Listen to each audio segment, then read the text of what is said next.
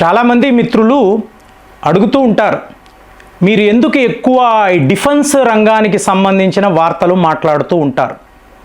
అంటే యుద్ధాలు, ఆయుధాలు, మీకు ఈ ప్రభుత్వాలు వీళ్ళ తీరు తెన్నులు, సర్వైవల్ ఆఫ్ ద ఫిట్టెస్ట్. ఎందుకు అంటే ఇప్పుడు చూడండి, జో కెంట్ అని ఒక వ్యక్తి. ఇతను ఎవరు అంటే యాంటీ టెర్రరిజం స్క్వాడ్, అంటే యాంటీ టెర్రరిజం డిపార్ట్మెంట్ అనండి, దాని యొక్క చీఫ్ అండి. మొన్న రిజైన్ చేశాడు. అంటే అమెరికా ప్రభుత్వంలో చాలా కీలకమైన అధికారి. ఇరాన్ వార్ స్టార్ట్ అయిన వెంటనే ఇది నాకు సమ్మతము కాదు, ఇది కరెక్ట్ కాదు, ఇరాన్ మీ మీద ఎటువంటి దాడులు చెయ్యరు, వాళ్ళ వల్ల ఎటువంటి ప్రమాదము ఉండదు, అయినా కూడా డొనాల్డ్ ట్రంప్ పనిగట్టుకొని వాళ్ళ మీద యుద్ధము ప్రకటించడము నాకు కరెక్ట్గా అనిపించలేదు, కాబట్టి నేను నా పదవికి రాజీనామా చేస్తున్నాను. సో ఈ రాజీనామా ఉత్తరాన్ని ఇతను ట్విట్టర్లో పెట్టాడండి, అంటే ఎక్స్ ప్లాట్ఫామ్, ఇందులో పెట్టాడు. పెట్టినప్పుడు మీరు చూడండి, లక్షల మంది ఇతన్ని ఫాలో అవ్వడము, పెద్ద లెవెల్లో డిబేట్ అండి. అంటే డొనాల్డ్ ట్రంప్ని ఎవరు వ్యతిరేకించినా అతని నిర్ణయము తప్పు అంటే ఇమీడియట్గా యు ఆర్ ఫైర్డ్ అని అంటున్నాడు. ఇప్పుడు కార్పొరేట్ కంపెనీస్లో మీరు చూడొచ్చండి, కొత్త బాస్ వస్తాడు, ఆల్రెడీ ఈ కంపెనీలో బాగా అనుభవం ఉన్నవాళ్ళు, నిజాయితీ పరులు వీళ్ళు ఉంటారు. నెక్స్ట్ డే వీళ్ళందరూ కూడా రాజీనామా చేసేసి వెళ్ళిపోతారు. అయ్యో, ఇంత మంచి స్టాఫ్ ఎందుకు వెళ్ళిపోతుందంటే బాస్కి నచ్చలేదు. సింపుల్ రీజన్, బాస్కి నచ్చలేదు, వెళ్ళిపోమన్నాడు, వెళ్ళిపోతారు.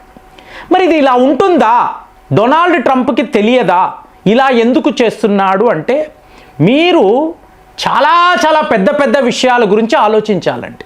అందుకే నేను ఎందుకు ఎక్కువ డిఫెన్స్ వార్తలు మాట్లాడుతున్నాను అంటే, ఇది సర్వైవల్ ఆఫ్ ద ఫిట్టెస్ట్ అండి. అంటే మనది ఒక దేశము కదా, మరి ఈ గ్లోబల్ సినారియోలో భారత్ ఏమిటి, భారతీయులుగా మనం ఆలోచించాలి కదా. ఎన్నో విషయాలు ఉంటాయి, కానీ మీ ఉనికిని మీరు నిలబెట్టుకోవాలండి.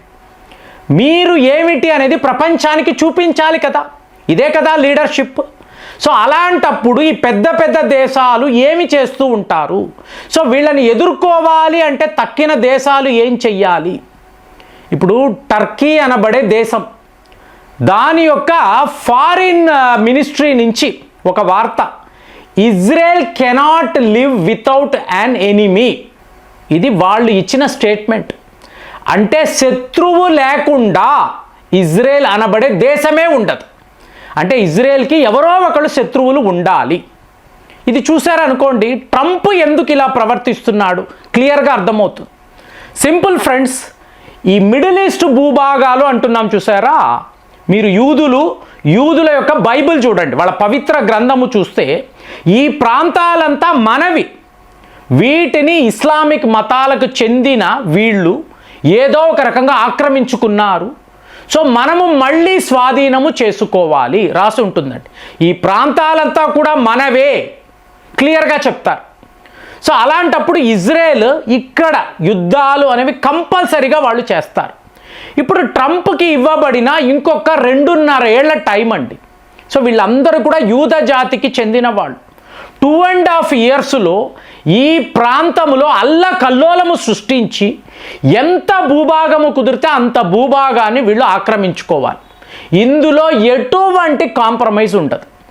కాబట్టి ఎవడు ఉన్నా పోయినా, ఎవడు ఎదిరించినా నాకేంటి, నా ఎజెండా క్లియర్గా ఉంది. ఇప్పుడు మీరు గమనించారనుకోండి, ట్రంప్ ఏం మాట్లాడుతున్నాడు, మీకు గ్రీన్లాండ్ అనేది ఒక పీస్ ఆఫ్ ఐస్ అంటే అక్కడ ఏం ఉండదు, మనుషులు అనేవాళ్ళు అక్కడక్కడ ఉంటారు, అది ఐస్. దానికోసము నన్ను ఎదిరిస్తారా? మీకేం పోయిందిరా, మీకేం పోయింది? మీరు అక్కడ నాయకులుగా ఉన్నారు, నేను గ్రీన్లాండ్ని స్వాధీనం చేసుకుంటున్నాను, మీకేమిటి ప్రాబ్లం అని అడుగుతాడు. అలా కాదు కదా, ఇది నాటో కదండి. సో మనము కలిసిమెలిసి కదా నిర్ణయం తీసుకోవాలంటే ఏంటి బోడీ నిర్ణయం? నేను చెప్తున్నాను కదా, ట్రంప్ చెప్తున్నా, అమెరికా అధ్యక్షుడు చెప్తున్నాడు కదా, మీరేంటి అడుగుతాడు అతను. సో ఇప్పుడు ఏమైంది? నాటోతో శత్రుత్వం ఎందుకండి? 32 దేశాలండి, ఇందులో అమెరికాను పక్కన పెడితే 31 దేశాలు. వీళ్ళతో ఇతనికి ఏమిటండి శత్రుత్వము?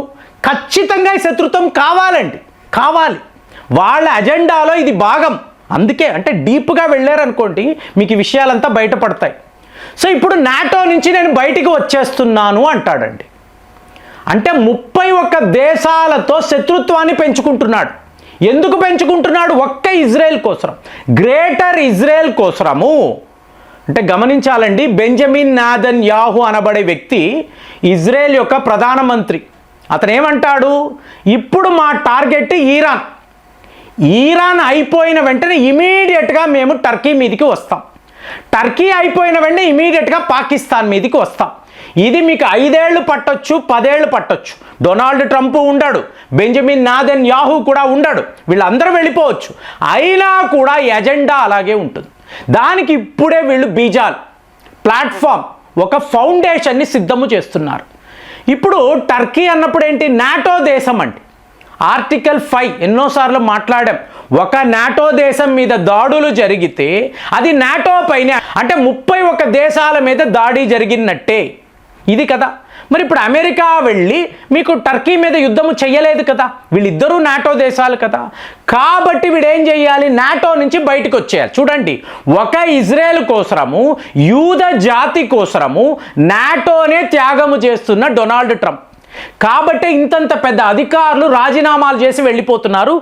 ఏమీ మీకు పట్టించుకోడు, ఉలకడు పలకడు, మీరు ఏమైనా చేసుకుంటారా, ఇదే నా అజెండా. ఇప్పుడు ఏమైంది? టర్కీ మీద నెక్స్ట్ యుద్ధం అండి ఇరాన్. ఇప్పుడు అయిపోయింది, పోయిన వీడియోలో మాట్లాడాం. స్ట్రైట్ ఆఫ్ హార్మాస్ ఓపెన్ చేసేశారు. మరి ఇంతంత మంది 60,000 మంది, మీకు 3 అతిపెద్ద ఎయిర్ క్రాఫ్ట్ క్యారియర్స్, మీకు అలాగే F-35 విమానాలు, F-15 విమానాలు, బాంబర్లు, ఇవన్నీ ఎందుకు?